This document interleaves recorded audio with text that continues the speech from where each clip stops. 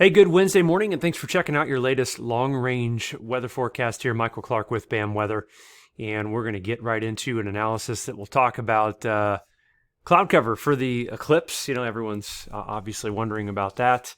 We'll look at recent rainfall and some of the changes here with the dryness being kind of wiped out here across much of the country, and then a look ahead over the next 3 to 4 weeks. Some good planting windows, some good weather to get out and get field work done. And we'll update you too on just summer forecast thoughts. So a good video coming today. We'll get right into it. This is a look at the Storm Prediction Center's observed severe storm reports yesterday. Overall, an event that did not perform up to the forecast or up to the expectations due to a lot of morning rain and storms and just too many clouds for allowing the atmosphere to destabilize, which I don't think anyone's really complaining about not having a tornado outbreak. But nonetheless, you know, we did have several wind reports and a couple of tornado reports, 12 to be exact, across portions of the eastern United States. All right, here's a look at our updated cloud cover forecast. And you can see where the eclipse totality in the center line. You can see where, again, I talked about this on Monday. It hasn't really changed. If anything, it's trended less cloudy in here, okay? Continuing to, I actually think it'll trend less cloudy for all of this area in here. What I'm worried about for the most part is probably down into the deep south with the location of a front that might come through. Nonetheless, the best viewing conditions are probably going to be right in through Indiana, Illinois, Missouri, and Arkansas as of right now, based on the latest forecasts, which is getting closer and has trended better in terms of less cloud cover. But I am really worried about a front coming through that could hurt potential further to the south. We'll talk about it in just a second. This is a look here at something that we put out quite a while ago, actually back in mid-March, where we talked about the pattern through the first 10 to 15 days of April. All right, and what we talked about here is, it being a little bit less active in here and wetter through here. This is a look at the forecast the next 2 weeks, and a really, really nice outlook there by Brett, and the nice verification there, at least forecast-wise, looks like it's going to be panning out. I show you this, I say this to tell you that watch for these maps, watch for these special maps that we put out in these reports. It can really help position you to be in a good spot, not only for planning around planting and applying chemicals and whatnot, but managing your marketing plans, managing the commodities as it pertains to the weather outlooks as we get further into the season. All right, so neat to see that forecast pan out. Look here at Clarity. Such a neat tool, does so many things. This is a look at the observed rainfall total the last 7 days. Again, you can interrogate this map, click on it. It'll tell you how much rain has fallen.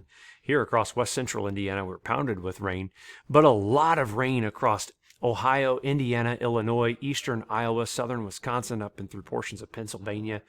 It's been very, very wet. And our soil moisture percentile tool, the Sportless soil moisture percentile data, updated today, and boy, it has wiped out the big dry area that was really focused here across the Ohio Valley not long ago. In fact, just a couple days ago. But now it's looking substantially better. An area that could still use the rainfall, and again, if you have access to our services, you can interrogate and look at this map as it updates daily. Is portions of northern Iowa and south central Iowa, northern Missouri, where the soil moisture profile is still very, very dry. Okay. Again, the cool thing about this product is it does so many things. I mean, we can even look at the growing degree day anomaly forecast the next 10 days and look at, it's going to be below average for much of the United States, with the exception of the Dakotas. All right. So again, really neat tool and Clarity among many there. All right. Let's take a look at the weather models and the pattern the next couple of days. Big cold front, nasty weather coming through today, tonight across the Ohio Valley. Strong northwest wind and rain and snow, maybe grapple mixing in, just nasty weather. That storm really deepens and turns into a nasty storm as it hands energy off on the coast right here. You see the low right here. Watch the low develop off the coast. That's a transfer of energy. Heavy snow breaks out across portions of New England and the interior Northeast, and cold air follows. It's just cold this time of year. And then we see a cold front come in, high pressure works in, starts to clear it out before the next storm system works in Saturday into Sunday across the Central Plains, bringing more rain across Iowa, which is much needed. Iowa rain, Illinois, Indiana rain, not really needed there Sunday into Monday. But nonetheless, there it is. That's your 5-day rain total, right? It's heavy up there in the north and east. Luckily, I mean, it's not a super heavy rain here. I mean, it's going to continuously keep things wet. But I think a drier period is coming. This is a look at the 5 to 10 day period for precipitation. And, I think that, let me move this out of the way real quick. Here's the day 5 to 10. And I think that after this period of relatively active weather, especially down to the south and to the east, and we get some needed rains here in the Midwest, this pattern's going to start to become less active mid to late month. And that's what I want to talk about today. All right. So something to keep in mind. It is somewhat active right now, but our forecast all along, our spring forecast has said that as we get deeper into spring, this pattern will start to calm down with rain chances and warm up as well, for the most part. All right, and that's what we're looking to see start to happen here, not too long from now. Okay, weeks 1 and 2. Here's the European model. Week 1, cool. In terms of precip from normal, that's the thing you want to think about here. We're getting into April, and so we average a lot more rain in April than we do, say, in January. So from normal, the precipitation patterns are at to below normal precipitation across the majority of the growing regions here. All right, it's majority of it is at to below normal, with the exception of Wisconsin and the Dakotas here, maybe slightly above normal signal there. But regardless, the big signal is east and west in week 1 in terms of from normal. I'm not saying it won't rain, but it's a from normal standpoint. Week 2, we're taking the precip east with a front. And it's a drier than normal pattern, again, starting to evolve for the most part here, the deeper we get into April. All right. Confidence is increasing on the warmth coming back for sure, and being relatively notable at this point too. The 8 to 14 day period, mid to late April, we're looking at a mild period coming in. In fact, that's kind of the focus on our notes slide today. Okay. The pattern for much of weeks 3 and 4, which happens to be the 17th through the 30th of April, will be warmer than normal for the primary growing regions of the U.S. Overall. The North Pacific and tropical forcing analogs support this idea, as do the weekly model data. Okay. Into early May, the last few days of April, into early May, we may hold the risk for a cooler shot of air as we begin to feel influences of the colder MJO forcing. Overall, the analogs into May support the idea. We will need to watch for a sneaky late frost threat in the Great Lakes in the Northern Plains.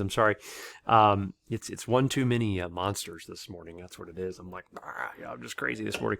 But there's a front that could move through during that time frame. Now, the big thing to keep in mind here is overall still there's not an overwhelming signal for a lot of rainfall. It's not an active look overall in terms of rainfall. It's overall mild with a shot of cooler air, possibly cold air early May. Okay, something to keep in mind. The 3 and 4 week precip outlook from the CFS Weekly, I really agree with. I think that I talked about this on Monday. I think the pattern can be active in the Western Plains, in the western third of the belt, drier here to the east, and continue drier week 4 overall. Not a huge signal for above normal rains there as well. Okay, and when we look at the MJO, if we go through phases here we're going to go through phases 6 and 7 in the short term. I think this signal, phase 6, is probably a little west of this particular analog, a little west possibly. So again, drier in this area, phase 6. All right. Then we move the precip east. That's kind of what we're doing week 2, what I showed you, because we dry out in here. All right. So that's kind of the next 10 days. This is that week 2 time frame. And then phase 8, again, as we get later into April, phase 8 and then phase 1 are both dry phases. So not huge signals for a lot of rainfall overall. Once we get outside of this phase 6, get outside of this next 10 days or so, if you will. Now again, all that timing is going to depend on obviously the tropical forcing and when we're going through those phases of the MJO. But we will get into phase 6 here within the next possibly 10 days or so, as we get into mid-April. So just something to keep in mind going forward. All right, this is a look at the mid to late April precipitation pattern. This is kind of our analysis in that regard. And what you can see here is, again, we're favoring, like kind of what I just talked about, this to kind of pull west a little bit, the above normal to be in the western plains, and then at to below normal, drier than normal conditions, mid to late April is the idea right now here. So I think with the warmth and the dryness, I think mid to late April, we're going to see a lot of field work going on. Well, it's normal. That's normal. It's nothing abnormal, right? So it's kind of just anticipating the normal right now, if you will, in that regard. So no big concerns coming up. All right. So I wanted to touch real quick. The pattern in the North Pacific Ocean continues to favor this warmer idea, even into the 5 to 10 day period. This warmer, relatively inactive period. No big storm dates to speak of late April. Okay. So with that said, what do we see for summer? Well, I want to update you on that summer outlook right now. I took a peek at some of the latest data, which is the CFS, just some of the latest last 10 runs of the CFS seasonal model for summer. I don't have a reason to disagree with it. I don't think it's bad. In fact, it's kind of pretty close to our outlook that we issued back on March 13th. Okay, anticipating the warmest conditions to be here and relatively close on the CFS. It's a little bit further south, but you kind of get the idea where it's for the most part centered. And precipitation for summer, this is the idea right now is that it could be a little bit drier here relative to normal. Now, it doesn't mean it won't rain, but you can kind of see the CFS and it's similar idea where there could be opportunity in through here for an active flow pattern. And we're kind of seeing that. Where that sets up, it's obviously we don't know for sure, but that's kind of the idea right now with the summer precipitation pattern, and the model's generally lining up with that. So a warm and somewhat less active summer could be the idea right now. In terms of we talk about. Whoops, sorry about that. We talk about I'm going to pull this over so you can see it better. Our preliminary thought process on the yield forecast. All right. And the last 6 years, we've done really good with this. Preliminary thought process on the corn yields based on weather is a 179 with a trend line of 182. So the weather could be, favorable for not obviously a big crop, but not trend line. Same thing would go for the soybeans, would be slightly below. You can see that in our outlook products there in our preliminary summer forecast. So longer video today, just wanted to share the latest thought processes with you as it pertains to the next couple of months and getting into the growing season. So I do think July, August can feature northwest flow, thunderstorm type setups, possibly severe weather setups, but it can feature rainfall. The problem is that it can also feature wind and severe weather that's not obviously perfect weather conditions for the crop, which hence some of our research ideas to a below trend yield right now anyways. So that's all I have. Thanks for checking out the video today. Share it with a friend. Talk to you soon.